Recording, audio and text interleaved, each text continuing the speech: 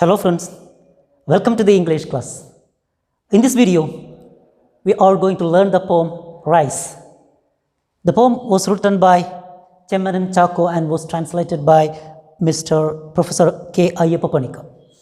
Okay, so in this poem, the poet tries to satire the habit of Keralites, especially the farmers. So it is a satire, a satirical poem. You must have heard the word satirical or satire. A satire means a humorous talk against some evils, some social evils that exist. Okay, so in this poem, the poet satires the habit of Keralites, that of borrowing others, depending on others, even in the basic needs. Okay, anyway, we'll learn about the poem deeply before going deep into the poem. Let's see about the author and the translator. Okay, about the author, Professor Chemmanan Chako. Right. Chemmanan Chako was born on March 7, 1926 in the village of Mulakulam in erstwhile Travancore. In former Travancore, there was a place named Mulakulam, and he was born there in 1926. He has created a space for himself in Malayalam poetry. He has his own space in Malayalam poetry. He is a master satirist who has fought many a battle with the system through his writings. So he is a satirist. Satirist, I told you, satirist is a person who laughs at some social evils that exist in society through his writings, who criticizes. Right. Okay, so he is a master satirist who has fought many a battle with the system through his writings. The poet, who has many literary works to his credit, has always reacted to his surroundings with pungent words. So with powerful verses, powerful poems, with powerful lines, he has always fought against the social evils existed in the society. So that's Professor Chemmanan Chako. And the poem was translated by Dr. K. Ayappapanika. Okay, 1932-2006. Was an influential Malayalam poet, literary critic and academic, and a renowned scholar. He was one of the pioneers of modernism in Malayalam poetry, and his seminal work, Kurukshetram, is considered a turning point. His influential work named Kurukshetram was very much read, and it could create some changes in the society. It was the turning point in his life. In an academic career which ran in consonance with his literary one, spanning 4 decades. So along with his academic career, his literary career was span 44 decades. 4 decades means 40 years. He was a well-known teacher of English in various colleges and universities before retiring as the director, Institute of English, University of Kerala. So he also was a very well-known scholar and a Malayalam poet, and at the same time he was an academician. Okay, now let's move to the poem. Before starting the poem, what are the important points in the poem? Let's have a look. Important points to remember. Satirical poem by Chemmanan Chako. Rice is a satirical poem. Right, so I already told you what does the word satire mean. Satire means to humorously comment on some social evils exist through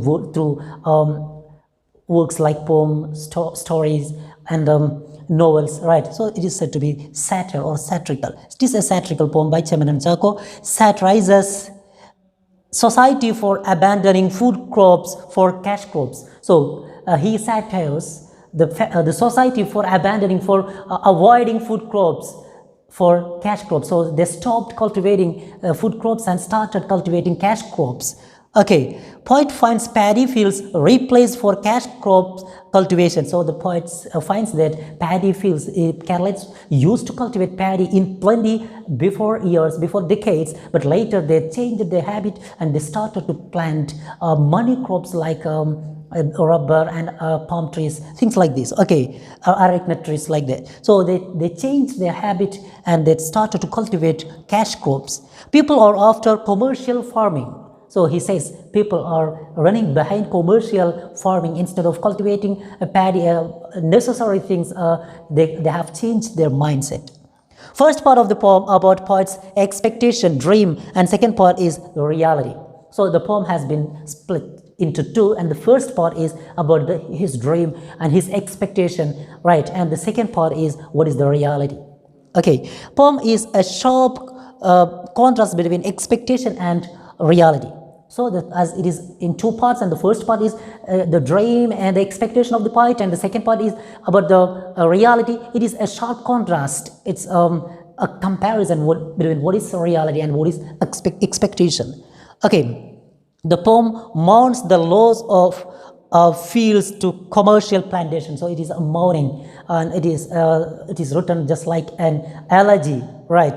Because the poet mourns the loss of cultivation of paddy fields to that of the commercial plantation.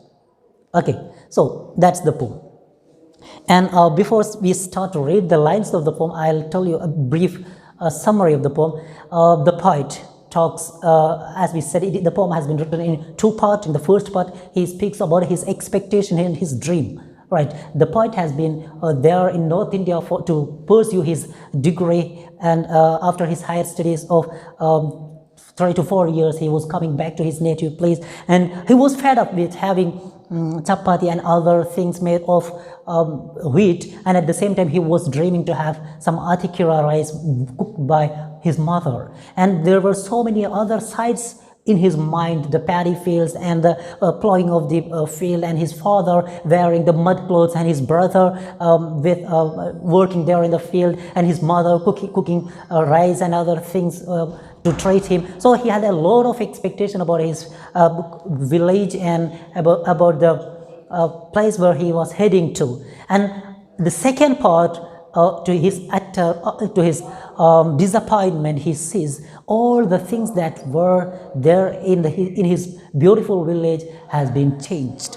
People have changed their habit of cultivating paddy, and instead they have started rubber and areca nuts, right? And there were thatched houses there, houses having the roof of palm leaves or coconut leaves, right? And at the same time, now they have changed it to the concrete houses, and the field have been converted to the estate of rubber and palm, like this. So many changes have been taken place there. Okay, so let's come to the poem. Anyway, I come home at the end of 4 years of research in North India, having earned a doctoral degree and generous prize for my work on making toys with husk. Bored with eating chapatis day after day, I am eager to eat a meal of atikira rice. So the poet begins like, I come home, I am coming back to my home at the end of 4 years of research in North India. He was doing his research in North India, and what was he doing there? And having earned a doctoral degree and generous prize for my work on making toys with husk. The poet was doing his research on how to make toys using husk. Husk, you know, what the outer part of the rice, the outer skin of the rice. Right, the paddy that grow in the field will be taken, and when you grind it, you'll get some the skin, right? Skin of the rice, and this skin is called to be a husk, right? So his research was in that area, that how can we prepare, how can we make toys using the husk. So after his research for 4 years, he was coming back to his hometown with a lot of dream and expectation. Right, bored with eating chapatis day after day, I am eager to eat a meal of atikira rice. So in North India, as you all know, that it is chapati or wheat is more popular than any other crops, right? So he was fed up with having chapatis, and he's looking forward to have a great atikira rice. It will be the planting season when I get there. His expectation, right? As I said in the beginning itself, all the first part of the poem deals with his expectation and his dream.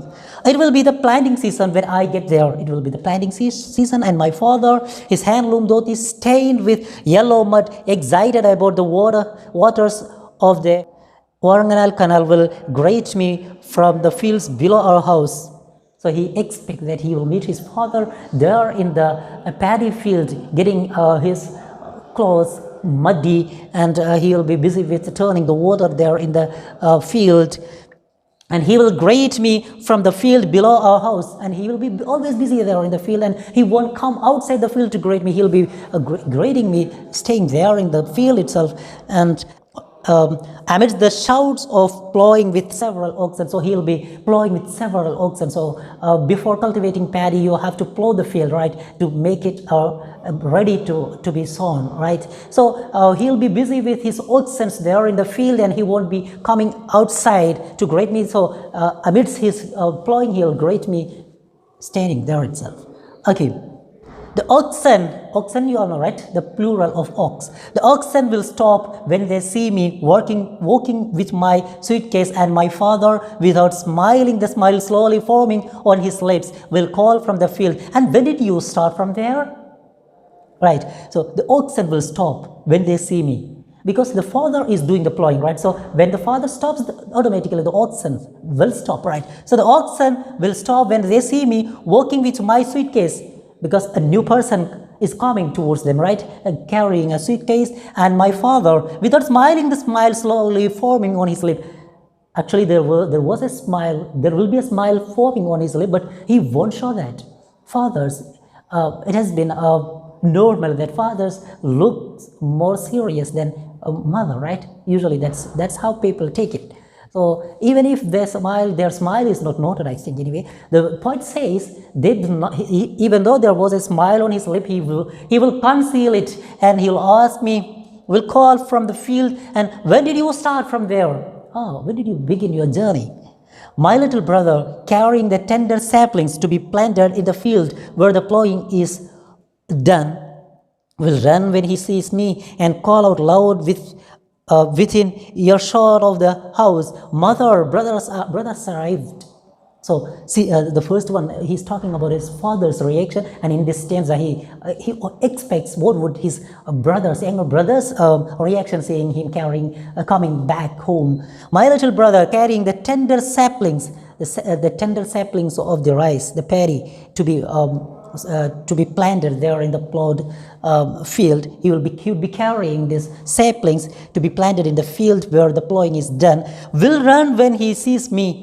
So seeing me, he will run back and call out loud within earshot of the house. Reaching nearby the house, he will call out, "Mother, brother has arrived, brother has come." He would call out, expressing his joy in the arrival of his elder brother. Walking cautiously along the dike so as not to upset the basket full of seed, I'll reach home in good time at last, just as my mother drains the well-cooked rice. "Oh, train, will you run a little faster? Let me get home quickly and eat my fill." Walking cautiously along the dike. So my brother will be walking cautiously, taking extra care not to fall, so as not to upset the basket full of seed. He will have the basket with him, having the seeds. So he will be very cautious walking on the dike. Dike, a muddy path that separates two fields, right, on which people can walk through, right? You can see in the fields, if you go in the in nearby fields, you can see two fields can be separated with a dike, a small wall-like structure made of mud, a small one, right? That's called to be dike. Okay, so as not to upset the basket full of seed, I'll reach home in good time. And when I reach there, it will be very good time, because at last, just as my mother drains the well-cooked rice, so when I reach there, my mother would be preparing food for me, and she would be draining the well-cooked rice. And he feels that the train he is passing in, he's traveling in, is very idle, very slow, running very slow, and he asks the train, "Oh train, will you run a little faster? Let me get home quickly and eat my fill. I want to get my home and eat my fill. Can you go faster?" He asks to the train. Okay, so far we were reading the first part of the poem. As I said, the poet is talking about where is he coming from, what was there, and what is his expectation. How does he expect his mother to greet him, his father to greet him, and his brother to greet him, and how does he feel about the journey in the train, and all those things we discussed in the first part, and now it is the second part. Okay. The bus stops on the road across the house. When I left this place, palm-thatched houses could be seen in the distance on the right, but now there is nothing except for trees. How the place has changed. So the poet thinks, before I leaving this place to North India, there were so many thatched houses. Right, the bus stops are on the road across from the house. So the bus stops there. When I left this place, palm-thatched houses could be seen. There were houses having the roof made of palm leaves, right, in the distance on the right, but now there is nothing except for the trees. But now there are only some trees. How the place has changed. Rubber plants twice my height. There were rubber plants twice my height. Now stand in rows around me on the ridge. So rubber plants are there in the ridge. Right, in a row, there are rubber plants standing around me where modern and Vellaran used to be sown. So it was there where modern and Vellaran, different varieties of rice.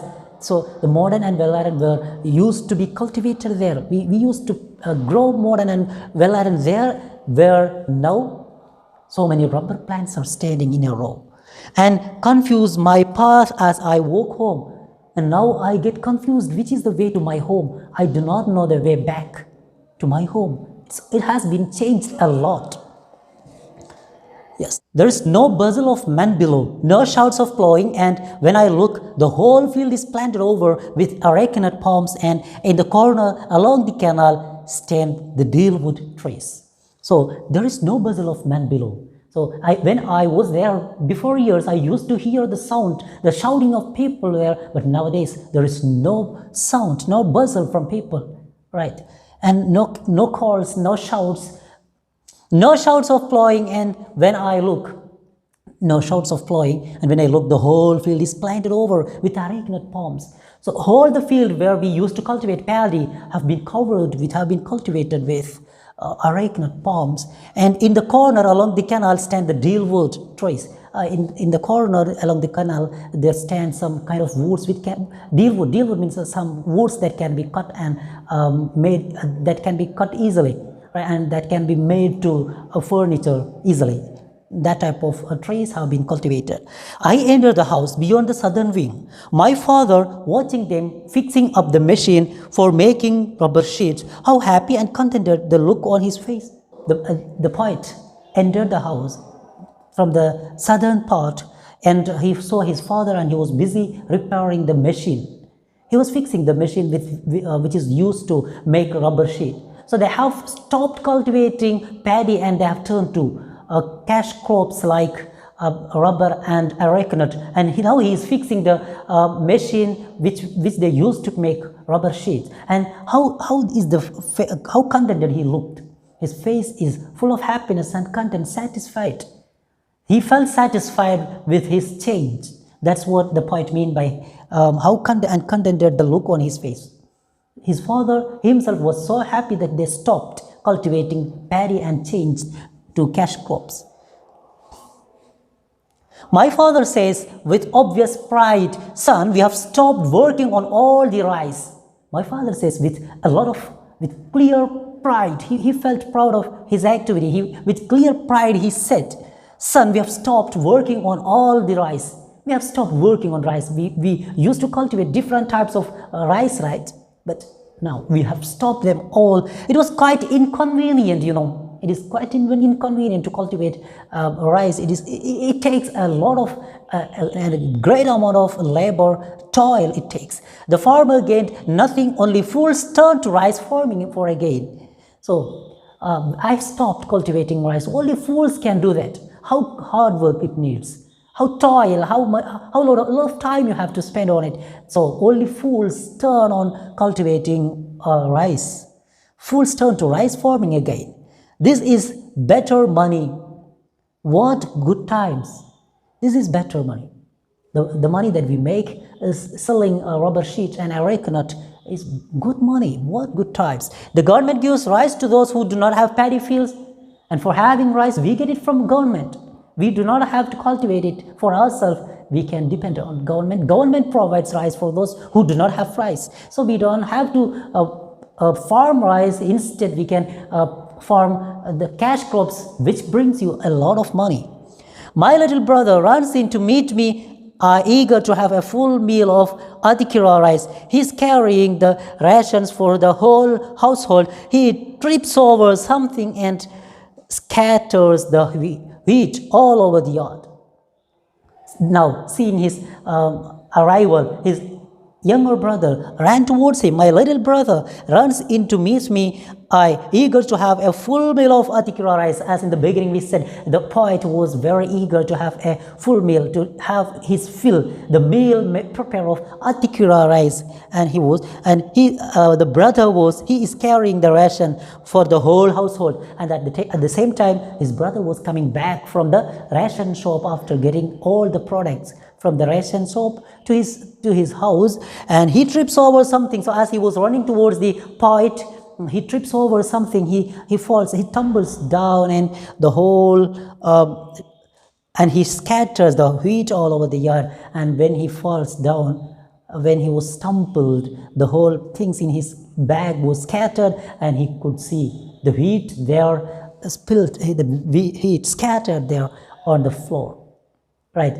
So the poet himself was fed up of having wheat and chapati there in North India, and it was his greatest intention, his expectation was to have his fill of adhikira rice. But what sight greets him here was, in front of him he sees the wheat scattered on the floor. That means here also the people have changed their habit of having rice, and they also started to depend on other people, other states, to have their fundamental things like having food, the basic need. Even for the basic need, they depend on others. That's the habit of Kerala has been, right? Before they used to cultivate rice and they were self-sufficient, right? Nowadays they have to depend on other states even for their food products.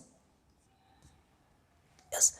Above us, a ship of the sky roars northward, drawing my brother's loud cries. The chief ministers off like an arrow to the center to clamor for more grains, now flying high above the cash crops, now growing tall like the trees, since no one here promotes the farming of rice. So as they were talking, the poet listens to the sound of the sky, the ship of the sky. Ship of the sky means, yes, the aeroplane. He happens to hear the sound of the aeroplane. It roars northward, drowning my brother's loud cries. And the sound of the aeroplane drowns my brother's loud cry. He was saying that the chief minister is off. He's going like an arrow to the center. He's going to the central government, to meet the central government, to clamor for more grains. Yes, we want to get more grains. We want to get more wheat. And now flying high above the cash crops, now growing tall like the trees, since no one here promotes the farming of rice. As no one promotes farming of rice here in Kerala, the government, the representatives of the government go to central government to seek more help from them, to clamor for more grains to feed their people here in Kerala. Right, that's the condition of Kerala. That's what the poet wants to convey through the poem. Kerala have changed a lot, especially the farmers. They are behind cash crops, behind financial crops which will gain them a lot of money, and they have stopped cultivating rice. And for having food, they depend on others. And now the most satirical lines in the poem is, can we get some husk from the center too to make toys with it? I don't know. Then the poet satirically asks, oh, we depend on the central government even for our rice. Can we get some husk too?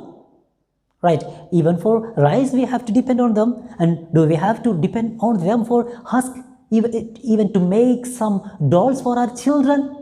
We do not cultivate it here, so we will have to depend on the other people for the husk too. We are very poor in that case.